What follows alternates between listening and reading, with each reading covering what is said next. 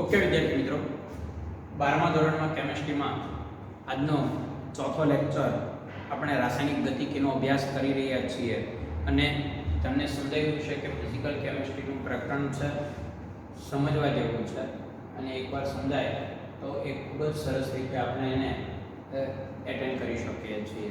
હવે તમે જુઓ મિત્રો, આજે મારે તમને સમજાવવાનું છે ગઈકાલે જે એટલે કે ગયા લેક્ચરમાં જે મેં અધૂરું કામ છોડ્યું હતું એને જ હું આગળ લઈ જવા માંગુ છું. આજનો મારો જે ટોપિક છે એ સૌથી પહેલો છે વેગ અચળાંક કેનો એકમ. કે અલગ અલગ એકમમાં હોય છે. આ અચળાંકની આપણે તો શું છે ટેવ પડી ગઈ કે અચળાંકની તો કિંમત અચળ હોય સાહેબ, પણ અહીંયા અચળાંકની કિંમત એ સરખી નહીં હોય. શૂન્ય ક્રમની પ્રક્રિયામાં બીજા કોઈ પણ ટૂંકમાં અલગ અલગ પદાર્થ હશે, પ્રક્રિયક અલગ અલગ હશે તો કે બદલાશે, એકમ પણ બદલાશે. હા, તમે આગળ શીખ્યા પ્રક્રિયાક્રમ. પ્રક્રિયાક્રમ એટલે શું? તો કે વિકલનીય વેગ સમીકરણમાં પ્રક્રિયકોની સાંદ્રતા ઉપરની ઘાતના સરવાળાને પ્રક્રિયાક્રમ કહેવાય. તો જો ઘાત 0 હોય તો એ શૂન્ય ક્રમની પ્રક્રિયા થાય, ઘાત 1 હોય તો એ પ્રથમ ક્રમની થાય, ઘાત 2 હોય તો એ દ્વિતીય ક્રમની થાય. તો મિત્રો અલગ અલગ પ્રક્રિયાનો ક્રમ હોય, પ્રક્રિયા અલગ અલગ ક્રમની હોય તો એમાં કેનો એકમ પણ અલગ અલગ આવે. કિંમત તો અલગ હોય, એકમ પણ અલગ અલગ આવે છે. અને ઘણા વિદ્યાર્થીઓ તો સ્માર્ટ વર્ક કરતા હોય, તરત કહી દે કે એની કિંમત આપીને એકમ આપ્યો ને ત્યાં કહી દે કે આ પ્રથમ ક્રમની છે કે આ શૂન્ય ક્રમની છે કે આ દ્વિતીય ક્રમની, કારણ કે એકમ ઉપરથી જ ખબર પડી જાય. બરાબર? તો એવો ખાસ અગત્યનો ટોપિક આજે આપણે સમજવાના છીએ. સૌથી પહેલી વાત અહીંયા મિત્રો, હું તમારી સામે એક રાસાયણિક પ્રક્રિયા મૂકું છું. ચાલો આપણે સમજીએ કે આપણી પાસે A પ્લસ B આ બે પ્રક્રિયકો છે અને આ પ્રક્રિયકોનું C પ્લસ D માં રૂપાંતર છે. A ના મોલ આપણે A લઈએ, B ના મોલ B લઈએ, C ના મોલ ને C અને D ના મોલ ને D લઈએ. આના માટે મારે વિકલનીય વેગ સમીકરણ બતાવવું હોય, મારે વિકલનીય વેગ સમીકરણ તમારી સામે મૂકવું હોય તો શું છે બોલો તો વિકલનીય વેગ સમીકરણનું સૂત્ર છે એટલે કે રાસાયણિક પ્રક્રિયાનો વેગ.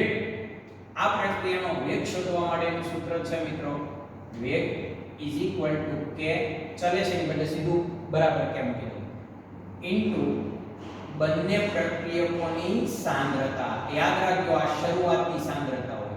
વિકલનીય વેગ સમીકરણમાં શરૂઆતની હોય, એટલે સમયની સાથે સાંદ્રતામાં થતો ફેરફાર આવે ને ડેલ્ટા r ના છેદમાં, તો એમાં સમય સાથે બદલાતી સાંદ્રતા લેવી. તમને એમ કે 50 સેકન્ડ તો 50 સેકન્ડે જે સાંદ્રતા હોય એ લેવી પડે. અહીંયા તો શરૂઆતની સાંદ્રતા છે અને તમને ખબર છે શરૂઆતની સાંદ્રતાના ગુણાકાર જેટલો વેગ નથી, પણ શરૂઆતની સાંદ્રતાના ઘાતાંકીય ગુણાકાર જેટલો વેગ છે. એટલે મારે વેગની વ્યાખ્યા કેવી આમ કહેવાય, વિકલનીય વેગ સમીકરણમાં વેગની વ્યાખ્યા આમ કહીએ કે રાસાયણિક પ્રક્રિયામાં ભાગ લેતા બધા જ પ્રક્રિયકોની સાંદ્રતાના ઘાતાંકીય સમપ્રમાણમાં હોય છે. કોણ? વેગ છે એ ઘાતાંકીય સમપ્રમાણમાં છે સાંદ્રતાના. હાલો, તો આની a ના સંદર્ભમાં કહું તો a ઉપર x ઘાત છે અને a ના સંદર્ભમાં આ પ્રક્રિયા છે પ્રથમ x માં ક્રમની છે, b ના સંદર્ભમાં કહું તો y માં ક્રમની છે. ધારો કે અહીં 1 છે આની પર ઘાત તો એ પ્રથમ ક્રમની છે a ના સંદર્ભમાં, b ના સંદર્ભમાં ધારો કે 2 ઘાત છે તો b ના સંદર્ભમાં એ દ્વિતીય ક્રમની કહેવાય અને ઓલ ઓવર સંયુક્ત રીતે એ પ્રક્રિયાનો ક્રમ 3 કહેવાય. કેમ તો કે અહીંયા 1 ને 2. બરાબર? તો આ x અને y પ્રક્રિયાનો ક્રમ છે. અહીં લખું કે તેથી આ પ્રક્રિયાનો ક્રમ કેટલો આવશે તો કે પ્રક્રિયા ક્રમ છે એને આપણે n કહીએ એ x અને y ના સરવાળા જેટલો હોય. મેં તમને કીધેલું છે કે કોઈ પણ રાસાયણિક પ્રક્રિયાનો પ્રક્રિયા ક્રમ એ વિકલનીય વેગ સમીકરણમાં સાંદ્રતા ઉપર જે ઘાત હોય એ ઘાતના સરવાળાને પ્રક્રિયાનો ક્રમ કહેવાય. બરાબર? અને એક ઘાત એ પ્રાયોગિક છે, મેં તમને સમજાવ્યું. આપણે પ્રયોગ દ્વારા સમજ્યા હતા કે સાંદ્રતા ડબલ કરીએ તો વેગ કેટલો થાય, એને આધારે આપણે સંબંધ બનાવ્યો હતો અને એ પ્રાયોગિક રીતે જ બનાવી શકાય મિત્રો. એ સૈદ્ધાંતિક રીતે સાબિત ન થાય. x અને y ની કિંમત તમે મને પૂછો કે શું છે તો એમને ના કહીશું, કહીએ જ હોય કાંઈ. એટલે આ પ્રાયોગિક વસ્તુ છે. પ્રક્રિયાક્રમ n = x + y છે. હવે મિત્રો આપણે આગળ વધીએ. હાલો, આમાં મારે તો k તરફ તમને લઈ જવા છે. હું તો k ની વાત કરવા માંગુ છું. તો અહીંયા હું k ને કરતા બનાવું તો ઉપર શું આવશે? વેગ. નીચે શું આવશે?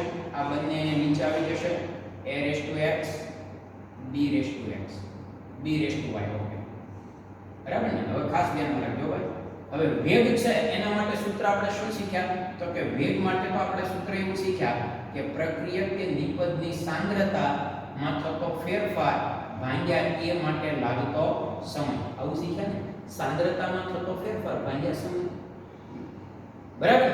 એટલે વેગ એટલે આપણું વેગનું પહેલું સૂત્ર છે એ આવું દેખાડે. વેગ એટલે સાંદ્રતા ભાગ્યા સમય. બરાબર? આ a ની સાંદ્રતા છે એટલે મારા માટે અહીંયા કોની સાંદ્રતા છે અગત્યનું નથી. મારા માટે સાંદ્રતા છે ને એ અગત્યનું છે. a ની સાંદ્રતા ઉપર x ઘાત, અહીંયા b ની સાંદ્રતા ઉપર x ઘાત. ટૂંકમાં મારે આને શું કહેવાય ખબર તમને? પરિમાણ કહેવાય. આ બધા પરિમાણ છે.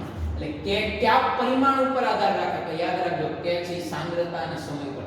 કે નું પરિમાણ શું થાય? શું એકમ એટલે પરિમાણ આવે. હું તમને પહેલા પરિમાણ સાબિત કરાવું. પરિમાણ એટલે કઈ કઈ ભૌતિક રાશિઓ ઉપર આધાર રાખે છે. તો વેગનું એકમ થાય સાંદ્રતા ભાગ્યા સમય. વેગનું સૂત્ર આ a ની સાંદ્રતા છે એટલે હું કોની છે એ મારે લેવા દેવા નથી. સાંદ્રતા છે ને તો સાંદ્રતાની x ઘાત, અહીંયા b ની સાંદ્રતા છે તો સાંદ્રતાની y ઘાત. ઓકે મિત્રો, હવે તમે તો k આ અંશનો છેદ ક્યાં આવશે? છેદમાં આવશે. તો ઉપર વધશે સાંદ્રતા, પછી નીચે શું આવશે? સાંદ્રતા ઇન્ટુ સાંદ્રતા x ઇન્ટુ y.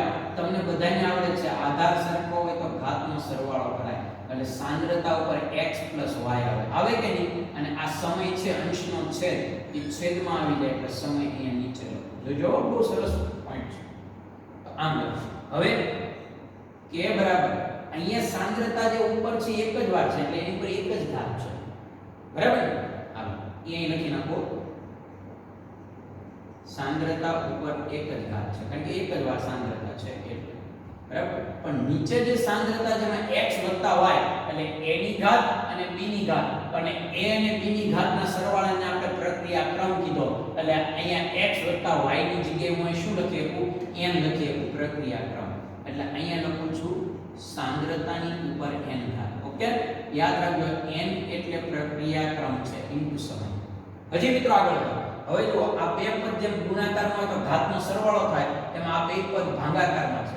આધાર સરખા બેમાં સાંદ્રતા તો ઘાતની બાદબાકી થાય. તો k નું પરિમાણ શું મળશે ફાઇનલી? તો તરત તમે કહેશો કે k નું પરિમાણ મળશે સાંદ્રતા એટલે શું આવશે ઉપર? બોલો નિયમ શું કહે છે? તમે 10મા માં બધું શીખ્યા છો ગણિતમાં. ઉપરની ઘાતમાંથી નીચેની ઘાત નિયમ પ્રમાણે બાદ થાય. ભલે ઘણા n માંથી એક બાદ કરે નહીં. આપણો નિયમ છે આને ઉપર જવાનું છે. બરાબર? અથવા તમે એમનો સમજો તો આમ લખો ને કે ભાઈ આ સાંદ્રતાની એક ઘાત છે ઉપર છે, આ સાંદ્રતાની એક ઘાત n ઘાત છે નીચે છે ઉપર જાય એટલે માઈનસ થાય. હવે જો આધાર સરખા તો ઘાતનો સરવાળો 1 + n પણ n માઈનસ છે એટલે 1 છે n. તો આ એક વાત ખાસ ધ્યાનમાં રાખવાની છે મિત્રો. તો આ સાંદ્રતાની 1 - n ઘાત શું કામ આવી? અને છેદમાં સમય. યાદ રાખજો તમને k નું પરિમાણ કોઈ પૂછે ને તો આ k નું પરિમાણ છે. આ k નું પરિમાણ એટલે k કઈ રાશિ ઉપર આધાર રાખે? સાંદ્રતા અને સમય. પણ સાંદ્રતા ઉપર 1 - n ઘાત આવે. n એટલે પ્રક્રિયાનો ક્રમ. પ્રક્રિયાનો ક્રમ મતલબ સાંદ્રતા ઉપરની ઘાતનો સરવાળો. ઓકે? હાલો આ વસ્તુ હવે હું તમને સમજાવું સાંદ્રતાના આ k ના એકમ. હવે k ના એકમ મિત્રો અલગ અલગ હશે. સૌથી પહેલા હું શૂન્ય ક્રમની પ્રક્રિયા માટે કહું તમને. હાલો શૂન્ય ક્રમની પ્રક્રિયા હોય તો k નું પરિમાણ શું મળે અને એકમ શું મળે? શૂન્ય ક્રમની પ્રક્રિયા માટે n બરાબર કેટલા લેવાના? શૂન્ય લેવાનું. હાલો આ k નો k અહીંયા તમે શૂન્ય મૂકી દો તો 1 - શૂન્ય એટલે શૂન્ય વધે ને, 1 વધે ને. 1 - શૂન્ય એટલે 1 જ વધે એટલે ઉપર 1 જ વધે. 1 ન લખું તો ચાલે. અહીંયા n ની ઉપર 0 n ની જગ્યાએ 0 મૂકી દીધો એટલે 1 - 0 તો 1 જ વધે. બરાબર ને? એટલે 1 વધશે અને નીચે છે. તો મિત્રો આ શૂન્ય ક્રમની પ્રક્રિયા માટે તમને કોઈ પૂછે ને કે k નું પરિમાણ શું છે? તો શૂન્ય ક્રમની પ્રક્રિયા માટે k નું પરિમાણ છે સાંદ્રતા / સમય. સાંદ્રતા / સમય પરિમાણ છે. k નું પરિમાણ છે. એટલે કયા પરિમાણ ઉપર આધાર રાખે છે? હવે હું તમને એને આધારે k નો એકમ પરિમાણ મળી જાય, એકમ આવડી જાય. બરાબર? હાલો એકમ કયો k નો? સાંદ્રતા અને સમય ઉપર આધાર રાખે. સાંદ્રતાનો એકમ શું છે ભાઈ? તો તરત તમે કહેશો મોલ ઇન્ટુ લિટર ઇન્વર્સ. બરાબર? અને સમયનો એકમ સેકન્ડ. એ નીચે છે ઉપર જાય એટલે કેવો થાય? પ્લસ એટલે સેકન્ડ માઈનસ મોલ મિત્રો આને તમે આને લખી શકો mall litre inverse second inverse, અથવા આ મોલ ને તમે મોલર પણ કહી શકો, ખબર છે ને, મોલર સેકન્ડ ઇન્વર્સ. તો ખબર પડી ગઈ તમને શૂન્ય ક્રમની પ્રક્રિયાનો એકમ અને પરિમાણ કેમ બનાવાય. હવે તમને પૂછે કેનો એકમ આ જ ન હોય બધામાં, mall litre inverse second inverse બધામાં પરિમાણ સાંદ્રતા ભાગ્યા સમય આવશે ના. હવે તમે જો, હવે આના ઉપરથી મિત્રો એક વાત તમે સમજવા જેવા આપણે કહો કે શૂન્ય ક્રમની પ્રક્રિયા એટલે હું તો કઈ ઘાત 0. તમે બે રીતે વિચારો, પ્રેક્ટિકલી વિચારો.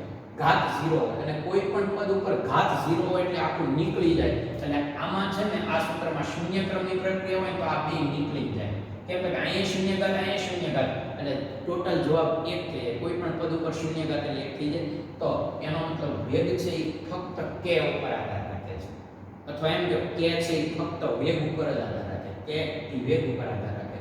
એટલે k નો એકમ ને વેગનો એકમ સરખો જ આવે. જોઈ k નો એકમ શું હતો, વેગનો એકમ શું હતો. વેગનું સૂત્ર શું છે, સાંદ્રતા ભાગ્યા સમય. સાંદ્રતા એટલે મોલ લિટર ઇન્વર્સ ને સમય એટલે સેકન્ડ ઇન્વર્સ. તો આનું ઈ જાય બેનો એકમ એક ખરાબ આવે, કારણ કે અવગત તો 0 થઈ જાય. એટલે ખાસ યાદ રાખજો મિત્રો. હવે બીજી એક વાત તમને આ પ્રશ્ન પૂછે, શૂન્ય ક્રમની પ્રક્રિયામાં વેગ અચળાંક એ સાંદ્રતાના સમપ્રમાણમાં છે. એક ઘાતના સમપ્રમાણમાં છે એમ બોલજો, કારણ કે અહીં એક ઘાત. એટલે શૂન્ય ક્રમની પ્રક્રિયામાં વેગ અચળાંક એ સાંદ્રતાની એક ઘાતના સમપ્રમાણમાં છે. ઓકે મિત્રો, હવે બીજી વાત કરીએ આપણે. હાલો, હવે પ્રથમ ક્રમની પ્રક્રિયાની વાત તમને કરું. પ્રથમ ક્રમની પ્રક્રિયા, પ્રથમ ક્રમની પ્રક્રિયા મતલબ n ની જગ્યાએ 1 મૂકવાનો. બેનો જે સરવાળો છે એ 1 હશે એટલે પ્રથમ ક્રમની પ્રક્રિયા થઈ. પ્રથમ ક્રમની પ્રક્રિયા માટે આ સૂત્ર આપણું મેઈન છે, પરિમાણ બધા માટે લાગુ પડેલું છે. એને આધારે પ્રથમ શૂન્ય જે કે n ની કિંમત મૂકવાની, ક્રમ કે આ આપણું મેઈન સૂત્ર. આ આપણું આમ ગણો ને તો આખા આજની થિયરીનું મેઈન હેડ છે. તો k નો એકમ હું તમને લખાવું, k નું પરિમાણ. તો k નું પરિમાણ શું મળશે બોલો. તો k બરાબર સાંદ્રતા ઉપર n 1 n હતું. પ્રથમ ક્રમની પ્રક્રિયા હોય એટલે n ની જગ્યાએ કેટલા હોય 1. તો ભાઈ અહીંયા n ની જગ્યાએ 1 મૂકી ગયો તો 1 1 એટલે 0 થઈ જાય. એટલે અહીંયા સાંદ્રતા છે ને શૂન્ય ક્રમ પ્રથમ ક્રમની પ્રક્રિયા હોય ને તો આ n ની જગ્યાએ 1 મૂકો. 1 તો હતો, અહીંયા n ની જગ્યાએ 1 મૂકી અને છેદમાં સમય છે એમ નાખો. જોજો હવે તો k નું પરિમાણ શું મળશે તો કે 1 1 એટલે 0 અને સાંદ્રતા ઉપર 0 ઘાત હોય એટલે આ આખા જવાબની કિંમત 1 થઈ જાય અને છેદમાં સમય. ખાલી સમય જ વધ્યો. કેમ તો કે અહીંયા સાંદ્રતા ઉપર કેટલી ઘાત આવશે તો તરત તમે કહેશો કે જ્યારે અહીંયા સાંદ્રતા ઉપર 0 ઘાત આવશે અને કોઈ પણ પદ ઉપર 0 ઘાત એટલે 1 એટલે 1 ના છેદમાં. તો આ k નું પરિમાણ ખાલી આ એટલું જ મળ્યું. એનો મતલબ એવો થયો કે પ્રથમ ક્રમની પ્રક્રિયામાં વેગ અચળાંક સાંદ્રતાથી સ્વતંત્ર છે. અહીંયા પ્રથમ ક્રમની શૂન્ય ક્રમની પ્રક્રિયામાં વેગ અચળાંક સાંદ્રતાના સમપ્રમાણમાં હતો. સાંદ્રતા વધે એમ વેગ અચળાંક વધે, સાંદ્રતા ઘટે એમ વેગ અચળાંક ઘટે. પણ અહીંયા સાંદ્રતાનું પદ જ નથી વધતું. એટલે સાંદ્રતા વધે કે ઘટે કે એને કોઈ ફેર પડે નહીં. સાંદ્રતા વધે કે ઘટે કે એને કોઈ ફેર પડતો નથી. એટલે ખાસ યાદ રાખજો, આના આધારે એક વાક્ય અગત્યનું બને કે પ્રથમ ક્રમની પ્રક્રિયામાં વેગ અચળાંક અથવા સંતુલન અચળાંક બોલશો તો યાદ રાખજો, વેગ અચળાંક એ સાંદ્રતાથી સ્વતંત્ર છે, સાંદ્રતા ઉપર આધાર રાખતો નથી. હવે મિત્રો આ પરિમાણ મળી કોના ઉપર આધાર રાખે. હવે તમારે k નો એકમ બનાવવો હોય તો બસ હવે આવડી જાય. ઉપર કાંઈ નથી, નીચે સેકન્ડ સમય છે તો સમયનો એકમ સેકન્ડ, તો સેકન્ડ ઇન્વર્સ બસ પતી. એટલે પ્રથમ ક્રમની પ્રક્રિયા છે ઘણા વિદ્યાર્થીઓ ઇન્ટેલિજન્ટ આમ નામ વિચારે કે એની કિંમત આપણે સેકન્ડ ઇન્વર્સ હોય ને એકમમાં એટલે તરત કહી દે કે આ પ્રથમ ક્રમની છે. કેમ તો કે સાંદ્રતાનો એકમ નથી, સાંદ્રતા પર આધાર જ નથી રાખતો. એટલે આવું આપણે સમજી શકીએ છીએ મિત્રો. ઓકે, હવે હું તમને સમજાવું. ધારી લો કે દ્વિતીય ક્રમની પ્રક્રિયા, દ્વિતીય ક્રમની પ્રક્રિયાઓ બરાબર. કયા ક્રમની પ્રક્રિયાઓ? દ્વિતીય ક્રમની પ્રક્રિયાઓ. મતલબ n બરાબર કેટલા હોય 2. હાલો, આ તમારી સામે સૂત્ર છે k નો k બરાબર. સાંદ્રતાની જગ્યાએ સાંદ્રતામાં n ની જગ્યાએ 2 મૂકી દો, બાકી કાંઈ નથી કરતો. જોજો સાંદ્રતા 1 હતો, n ની જગ્યાએ 2 મૂકી દીધો અને છેદમાં સમય. બરાબર મિત્રો. હવે મને કહો કે અહીંયા સાંદ્રતા ઉપર કેટલી ઘાત વધશે? સાદું રૂપ આપશો તો ખ્યાલ આવશે કે સાંદ્રતા ઉપર -1 ઘાત વધશે અને છેદમાં સમય. બરાબર મિત્રો. તો આને આધારે k નો એકમ બનાવવો હોય તો આમ બને. માઈનસ ઘાત છે નીચે લઈ લો એટલે પરિમાણ આમ બનશે. એટલે સાંદ્રતા એ નીચે આવી જશે. કેમ તો કે માઈનસ ઘાત છે એને પ્લસ કરવા માટે નીચે આવશે. આમ આવશે ભાઈ. આ માઈનસ ઘાત છે એ નીચે આવે એટલે પ્લસ થઈ જાય અને પછી +1 આપણે લખતા નથી, માઈનસ જ લખેલા. આ ઉપરથી નીચે ગયું એટલે પ્લસ ઘાત થઈ ગયું. આને આધારે દ્વિતીય ક્રમની પ્રક્રિયાના વેગ અચળાંક વિશે તમારે એક વાક્ય લખો. શું લખી શકો તમે? આને આધારે એવું લખી શકો કે દ્વિતીય ક્રમની પ્રક્રિયામાં વેગ અચળાંક એ સાંદ્રતાનો વ્યસ્ત છે. બરાબર, વ્યસ્ત છે. જો શૂન્ય ક્રમની પ્રક્રિયામાં એક સાંદ્રતા વધતી હતી ઉપર, આપણે આની આગળ ઉપર શૂન્ય ક્રમની પ્રક્રિયા હતી એટલે સાંદ્રતા ઉપર 1 ઘાત હતી. એટલે જે ક્રમની પ્રક્રિયા હોય ને એના કરતા ઘાત 1 વધારે, અહીંયા વધારે થઈ જાય. બરાબર. આ શૂન્ય ક્રમની પ્રક્રિયા છે એટલે સાંદ્રતા ઉપર 1 ઘાત. બરાબર. એટલે તમે એમ કહી શકો કે શૂન્ય ક્રમની પ્રક્રિયામાં સાંદ્રતાના સમપ્રમાણમાં. પછી હવે ઘટતી ગઈ. પ્રથમ ક્રમની પ્રક્રિયામાં સાંદ્રતાની ઉપર 0 ઘાત આવી. 0 ઘાત આવી. 0 ઘાત આવી એટલે સાંદ્રતા પર આધાર રાખતો નથી.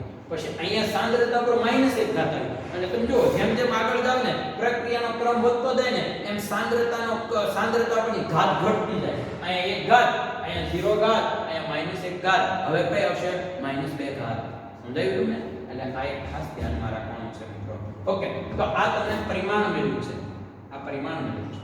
તમે આને સાંદ્રતાને ઉપર ને ઉપર રાખી દો. આ પરિમાણ લખો તો કઈ વાંધો નથી અને આમ રાખો તો.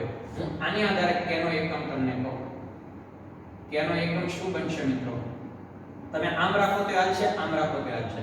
હું આને આધારે એકમ કહું તો તમને ખબર છે સાંદ્રતાનો એકમ શું છે? Mall into litre inverse. જોજો ભાઈ, મોલ ઇન્ટુ લિટર ઇન્વર્સ. પણ આ સાંદ્રતા ઉપર જ માઈનસ ઘાત છે તો એના એકમ ઉપર માઈનસ ઘાત મૂકવી પડે. અથવા આની આધારે એક સમજો તો આમ લખાય કે 1 ના છેદમાં મોલ ઇન્ટુ લિટર ઇન્વર્સ. છેદમાં છે, છેદમાં. અને ઇન્ટુ સમય, સમય છે એ સેકન્ડ આવશે, સેકન્ડ. છેદમાં છે ઉપર જાય ઇન્વર્સ.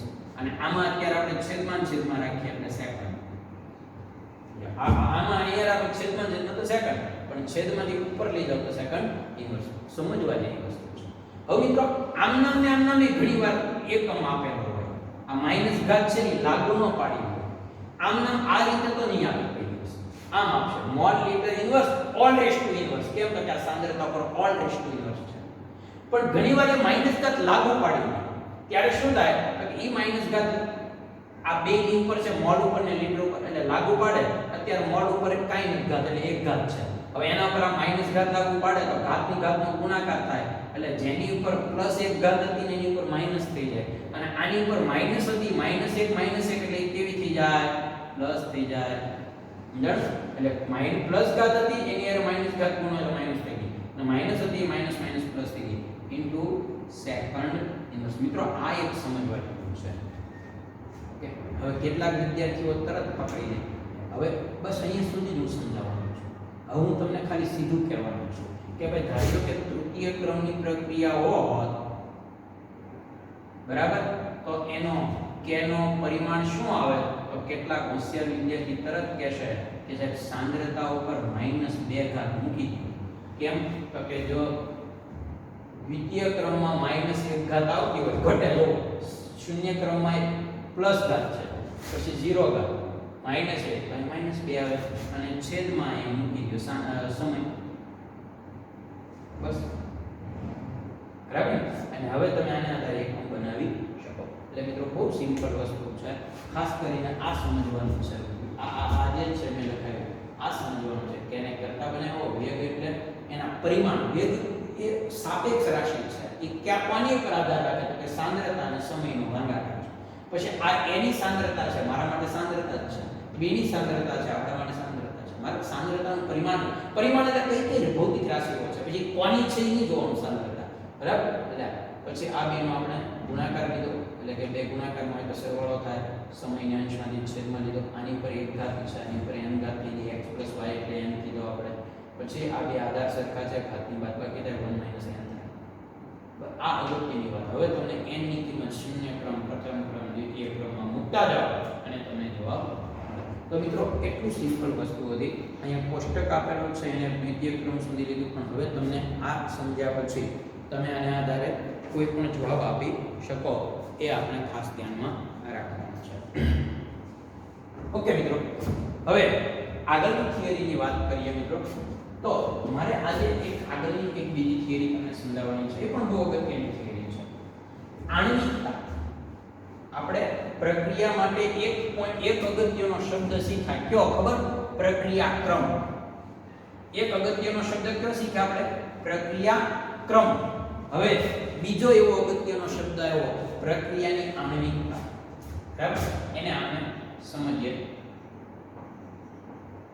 પ્રક્રિયાની આણ્વિકતા. મિત્રો આણ્વિકતા એટલે શું એને આપણે સમજીએ. કોઈ પણ રાસાયણિક પ્રક્રિયામાં એક જ સાથે ભાગ લેતા એટલે કે અથડામણ અનુભવતા પ્રક્રિયકોની સંખ્યાને, મેં શું કીધું કે કોઈ પણ રાસાયણિક પ્રક્રિયામાં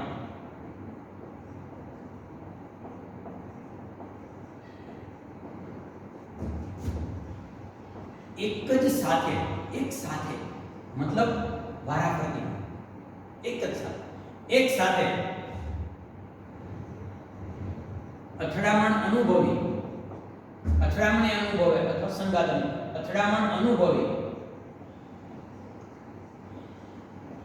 પ્રક્રિયા કરે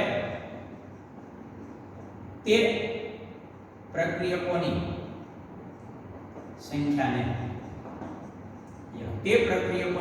સંખ્યાને શું કહેવામાં આવે છે? આણ્વિકતા કહે છે.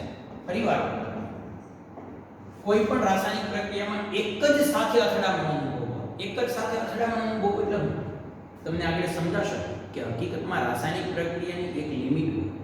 કોઈ પણ રાસાયણિક પ્રક્રિયામાં અમુક ચોક્કસ અણુઓ એક સાથે પ્રક્રિયા કરે. આપણે એવું શીખ્યા ખબર કે કેટલીક પ્રક્રિયાઓ એક કરતાં વધુ તબક્કામાં થતી હોય. પહેલા પ્રક્રિયા થાય, એમાંથી મધ્યવર્તી સ્થિતિ મળે, પછી એ મધ્યવર્તી સ્થિતિમાંથી નિપજ બને. ઘણીવાર તો 2 વાર મધ્યવર્તી સ્ટેપ બાય સ્ટેપ આવી જાય. તો આવું શા માટે? કારણ કે એમાં રહેલા બધા પ્રક્રિયકો એક જ સમયે પ્રક્રિયા કરતા નથી.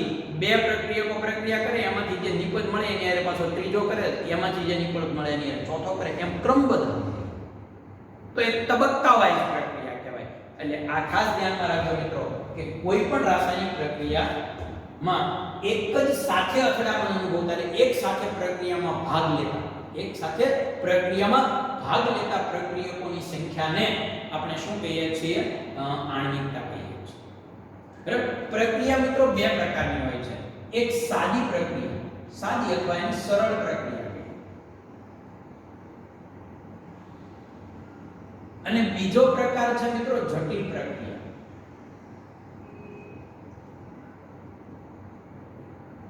સરળ પ્રક્રિયા કોને કહેવાય? કે જે પ્રક્રિયા એક જ તબક્કામાં થતી હોય. એટલે પ્રક્રિયકો જોડાય, સીધી નિપજ મળે, બસ. મધ્યવર્તી સંયોજન એવું કંઈ નહીં, એક જ તબક્કામાં પૂરી થતી હોય. અને જટિલ પ્રક્રિયા એટલે જે પ્રક્રિયા એક કરતાં વધારે તબક્કામાં થતી હોય.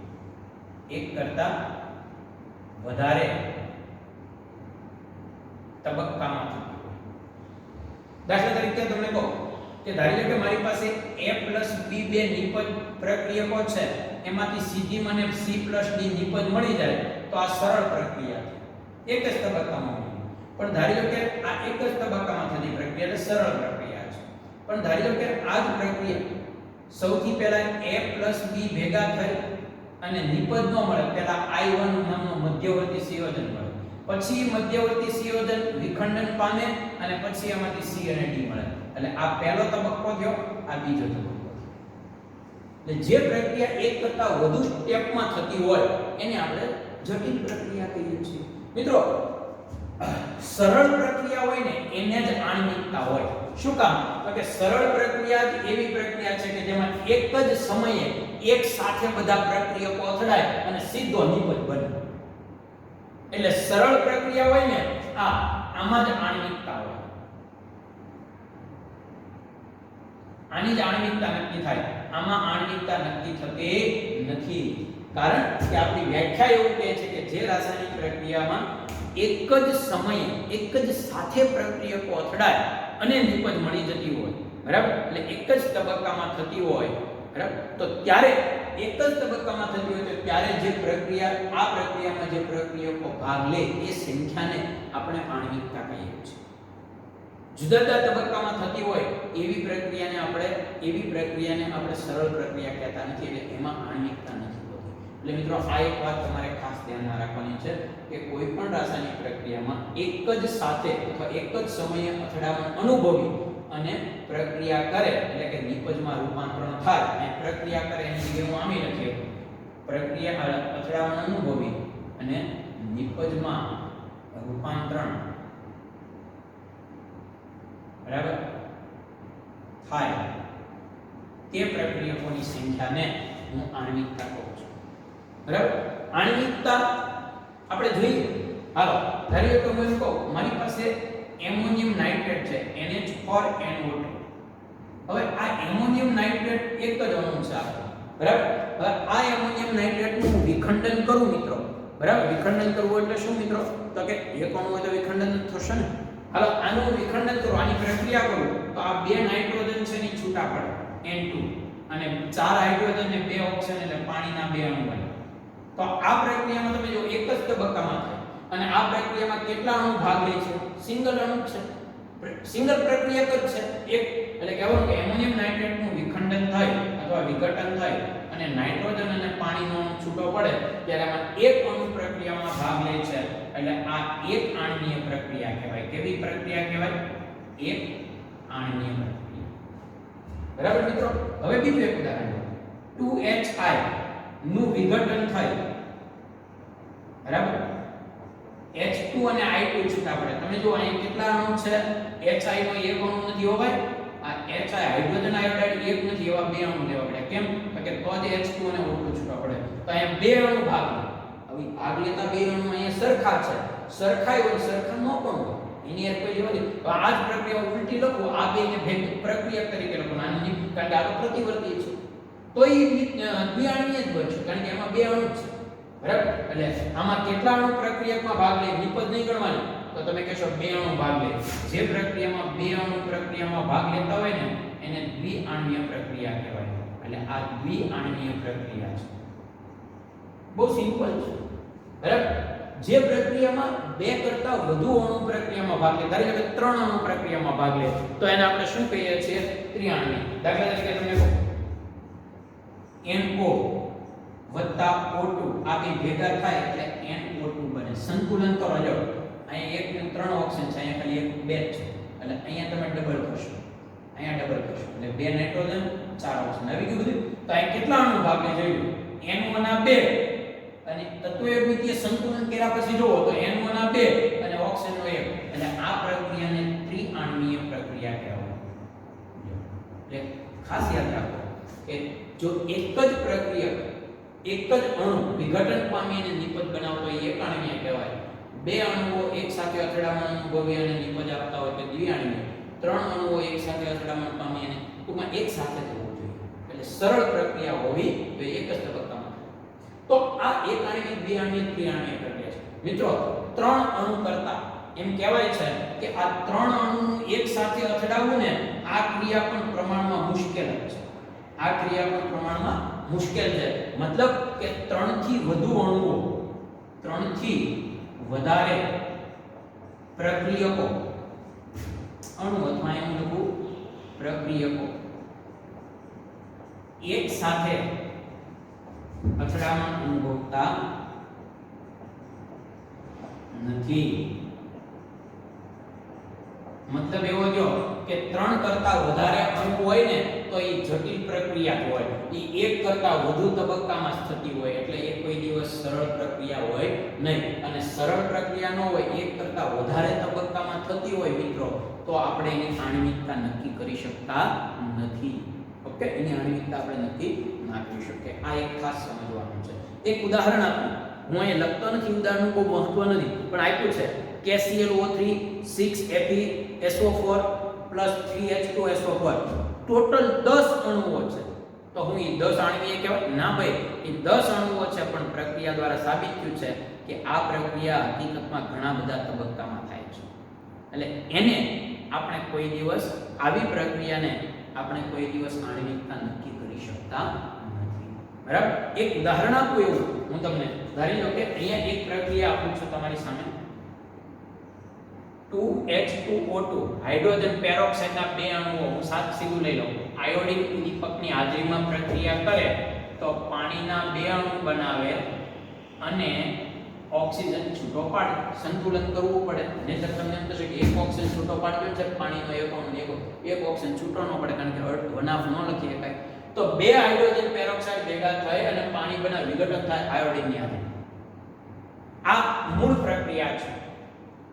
પણ જ્યારે બતાવવામાં આવ્યું ત્યારે ખ્યાલ આવ્યો કે આ પ્રક્રિયા જે છે ને એ ક્યાં, તો કે દ્વિતીય ક્રમની પ્રક્રિયા છે, પણ અહીંયા ભાગ લેતા અણુઓ બે છે. હવે તમે જુઓ, પણ વાસ્તવમાં આ પ્રક્રિયા છે ને એ આ રીતે નથી થતી. એ એક તબક્કામાં ની બે તબક્કામાં થાય. કઈ રીતે? તો કે હાઇડ્રોજન પેરોક્સાઇડનો એક અણુ પહેલા આ ઉદ્દીપક આયોડિન આયન સાથે જોડાય છે. ઉદ્દીપક આયોડિન સાથે જોડાય છે એટલે અહીંયા હાઇડ્રોજન પેરોક્સાઇડમાંથી પાણી બને અને હાઇડ્રોજન પેરોક્સાઇડે જે એક ઓક્સિજન ગુમાવ્યો એ આયોડિન સાથે જોડાય અને OI નેગેટિવ અથવા IO નેગેટિવ પ્રકાર છે. IO negative. આ IO નેગેટિવ છે મધ્યવર્તી સ્થિતિ છે. હવે શું થાય તો કે બીજા તબક્કામાં આ બીજો હાઇડ્રોજન પેરોક્સાઇડ આવશે, એ આયોડિન સાથે નહીં, કારણ કે આયોડિન તો એક જ છે, એ આ મધ્યવર્તી સ્થિતિ સાથે જોડાય. મધ્યવર્તી સ્થિતિ કોને કહેવાય ખબર તમને? કે જે ઉત્પન્ન થાય પણ પાછી વપરાઈ જાય, મૂળ નિપજમાં એ પાછી વપરાતી નથી. એટલે એ આની હારે જોડાય અને અહીંયા ફરીવાર એક ઓક્સિજન દૂર થાય અને જે બીજો ઓક્સિજન બહાર આવે ને એ તરત આયોડિનને કહે ભાઈ થોડી વાર માટે જે ઓક્સિજન લાવ્યો તે લાવો મારા ભાઈ. એટલે ત્યાંથી આ ઓક્સિજન અહીંથી છૂટો કરે, આ અહીંથી છૂટો કરે, એટલે શું થયું? O2 છૂટો થયો અને આયોડિન પાછો ઓક્સિજન ગુમાવે એટલે પોતાની મૂળ સ્થિતિમાં પાછો આવે. હવે આ પ્રક્રિયામાં જુઓ તો ફાઇનલ નિપજ આ જ થઈ. એક પાણી અહીંયા આવ્યું, એક પાણી અહીંયા આવ્યું, બે પાણી છૂટા પડ્યા અને O2 છૂટો પડ્યો અને આયોડિન પોતાની મૂળ સ્થિતિમાં આવી ગયો. આ છે એ નિપજ ન કહેવાય, કારણ કે અહીંયા પાછું એ વપરાય ગયું. તો મિત્રો આ વસ્તુ છે, બે તબક્કામાં થાય છે. એનો મતલબ એવો છે કે આ જટિલ પ્રક્રિયા છે અને જટિલ પ્રક્રિયા છે એટલે એની આણ્વિકતા નક્કી થઈ શકતી નથી. હા, આની એક વાત તમને કહું, આનો પ્રક્રિયા વેગ નક્કી થાય. કારણ કે પ્રક્રિયા વેગ એટલે શું? વેગ નક્કી કરવાનો છે અને પ્રક્રિયા વેગ હંમેશા કોના ઉપર આધાર રાખે? ધીમા તબક્કા ઉપર. હું તમારી જાણ માટે કહી દઉં કે આ પહેલો તબક્કો ધીમો છે અને બીજો ઝડપી તબક્કો છે. કેમ ભાઈ? વેગનું સૂત્ર હંમેશા વેગ કોના ઉપર હોય આધાર? એક કરતા વધારે તબક્કામાં પ્રક્રિયા થતી હોય ને તો વેગ ધીમા તબક્કા ઉપર હોય. મેં તમને ઉદાહરણ આપ્યું છે અને ન આપ્યું હોય તો એક ઉદાહરણ તમને આપું એટલે તમે સમજી શકો. ધારી લો તમે તમારા ઘરે છો, તમે બે ભાઈઓ કે એક ભાઈ ને બેન છો. તમારા ઘરે તમારા કોઈ એક કંઈક નાનું ઘરમાં કંઈક સુધારો કરવા હતો તો કંઈક થોડી ઈટ 100 ઈટ લાવ્યા છે તમારા પપ્પા. ટેમ્પો છે, ટેમ્પો બહાર ઊભો રહ્યો અને તમને કહેવામાં આવ્યું બંને ભાઈઓને કે ભાઈ આ ઈટ છે ને એ આપણે અગાસી ઉપર આપણા ઘરમાં ચડાવવાની છે, ઉપર આપણે એક રૂમ બનાવવો છે ને. એટલે તમે બે ભાઈઓ દાદરા ઉપર ભેગા થાવ એટલે તમે શું કરશો? એટલે તમે એક આઈડિયા કરશો. તમે તમારા ભાઈને કહેશો ભાઈ તું બહાર ખડકી પાસે જે ટેમ્પો છે એમાંથી ઈટ લઈ અને દાદરા પાસે મૂકી દે, હું દાદરો ચડીને ઉપર મૂકી આવું. એટલે તમે એક કામને બે તબક્કામાં વિભાજિત કરી. તમારો ભાઈ ટેમ્પામાંથી લઈ અને દાદરા પાસે મૂકશે, તમે દાદરા ચડી અને એ ઈટને ત્યાં પહોંચાડશો. બરાબર? પણ સપોઝ ધારી લો કે તમારો ભાઈ પહેલું કામ કરે છે, પહેલો તબક્કો, તમે બીજા તબક્કામાં છો, એને મૂકેલી ઈટ તમે ઉપર પહોંચાડો છો, તમે ધીમા છો. એટલે એને 100 ઈટ છે ને એ ટેમ્પામાંથી પેલા દાદરા પાસે અડધી કલાકમાં મૂકી દીધી.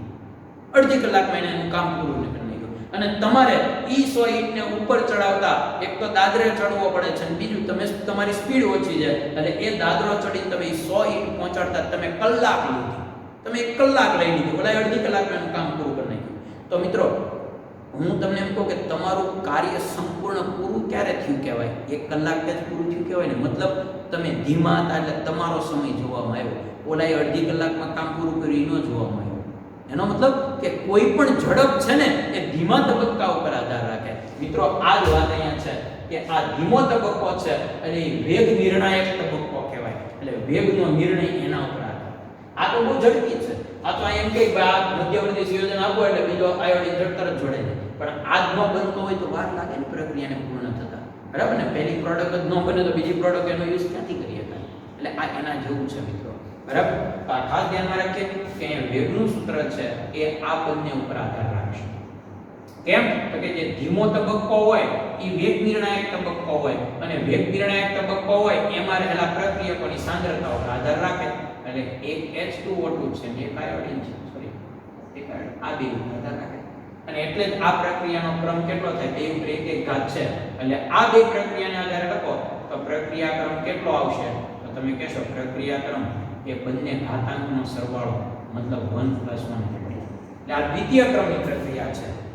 આના ઉપરથી તમે શું શીખ્યા મિત્રો? તમે પ્રક્રિયા ક્રમ અને આણ્વિકતા વચ્ચેનો તફાવત શીખીએ કે પ્રક્રિયા ક્રમ 2 તબક્કામાં થતી હોય ને એને લાગુ પડે. પ્રક્રિયા ક્રમ એક એવી વસ્તુ છે કે એને પ્રક્રિયા કેટલા તબક્કામાં થઈ ત્યારે કોઈ લેવા દેવા નથી. એ ધીમા તબક્કાના પ્રક્રિયકો ઉપર આધાર રાખતો હોય. એટલે પ્રક્રિયા ક્રમ જટિલ પ્રક્રિયા માટે પણ લાગુ પડે છે. યાદ રાખજો, પ્રક્રિયા ક્રમ જટિલ પ્રક્રિયાને પણ લાગુ પડે છે, જ્યારે આણ્વિકતા ફક્ત સરળ પ્રક્રિયાને જ લાગુ પડે. મતલબ એક તબક્કામાં થતી હોય એને જ લાગુ પડે, આને આણ્વિકતા ન લાગુ પડે. એટલે બેનો હું તફાવત સમજાવું છું. બરાબર ને? અહીંયા તમે પ્રક્રિયા ક્રમ લખો અને અહીંયા તમે આણ્વિકતા લખો તો બેનો તફાવત તમારે કેવો તમે અહીં લખી શકો કે આ જટિલ પ્રક્રિયાને પણ લાગુ પડે. સરળને તો લાગુ પડે જ, જટિલને લાગુ પડે. મતલબ એક કરતા વધારે તબક્કામાં થતી હોય એને લાગુ પડે. ધીમા તબક્કા ઉપર આધાર રાખે. અને આ ફક્ત કોને લાગુ પડે? તો તમે કહી શકો કે સરળ પ્રક્રિયા એટલે એક તબક્કામાં થતી હોય ને એને જ લાગુ પડે. બીજી અગત્યની વાત કે પ્રક્રિયા ક્રમ હોય ને એ શૂન્ય હોઈ શકે. શૂન્ય હોય, અપૂર્ણાંક હોય, પૂર્ણાંક તો હોય, શૂન્ય હોય, અપૂર્ણાંક હોય કે પૂર્ણાંક ગમે તે હોય. તમને ખબર છે કે આપણે 1/3 ક્રમની પ્રક્રિયા સાબિત કરી. બધી હોઈ શકે. જ્યારે આણ્વિકતા હંમેશા કેવી હોય? પૂર્ણાંકમાં જ હોય. કારણ કે આણ્વિકતા એટલે પ્રક્રિયાના ભાગ લેતા અણુ. તો પ્રક્રિયામાં એક અણુ ભાગ લે, 2 લે કે 3 લે, દોઢ તો મોત લે. એ આપણે દત્તા બનાવ, પણ એ હકીકતમાં વાસ્તવમાં શક્ય નથી. આણ્વિકતા પૂર્ણાંકમાં જ હોય. 1 2 3 4 5 6 7. આ પૂર્ણાંકમાં હોય, અપૂર્ણાંકમાં હોય, શૂન્ય હોય. બરાબર ને? એટલે આ એક વાત ખાસ મિત્રો તમારે સમજવાની છે. બે વચ્ચેનો જે મેં તફાવત છે ને એ તમને સમજાય. બરાબર? ઓકે, અહીંયા સુધી આપણે રાખીએ મિત્રો. આ બધું જ તમારા આણ્વિકતા અને મેં તમને કેનો એકમ 2 બંને સમજાવ્યું છે. એ બંને ટેક્સ્ટ બુકમાંથી તમારે 2 વાર લખવાનું છે, વ્યવસ્થિત પાકું કરવાનું છે. અને બાકી કાંઈ પ્રશ્ન હોય તો મને પાછા તમે કહેશો, પણ એ તમને ખ્યાલ હોવો જોઈએ. ઓકે મિત્રો, હવે તમને હું કોયડો 4.4 પહેલો પ્રશ્ન આપું. આમ તો તમે એમાં જોતા નહીં કે આપ્યો એના ઉપરથી તમારે પ્રક્રિયા ક્રમ કહેવાનો છે. ખાલી એકમ જોઈને તમે કહી દેજો. બરાબર ને? આ આપણું આપણી હેલ્પ છે. ઓકે મિત્રો,